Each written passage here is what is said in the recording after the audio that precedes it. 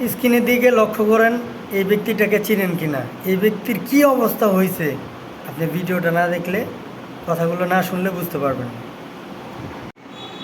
মানে এই ঘটনাটা না বললেই না, আপনারা যদি না জানেন তাহলে আপনার সাথেও ঘটে যেতে পারে এই যে বিষয়টা। তখন আপনি চিন্তাও করতে পারবেন না যে হায় রে, আমার সাথেও এটা হওয়ার ছিল।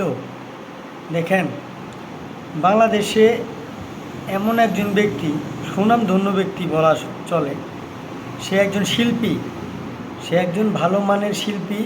তার প্রত্যেক দিন এই জন্মের মানে কিশোর যারা আছে সবাই তার গান খুব লাইক করে। অনেক ভালো মাপের একজন শিল্পী, আর ওনার গান সবাই শোনে। দেখেন এই যে রিঙ্কু, মানে শিল্পী রিঙ্কুর কথা বলতেছি, উনি এখন অসুস্থ, তার খোঁজ নেওয়ার মতো কেউ নাই।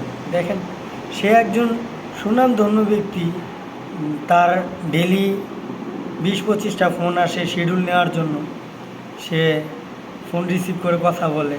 আর এখন দেখেন সে অসুস্থ হওয়ার পর তার আর কোনো খোঁজ খবর নাই, কেউ তাকে দেখতেও চাচ্ছে না। তাহলে দেখেন, আপনি আর আমি তো খুবই সামান্য, খুবই ক্ষুদ্র।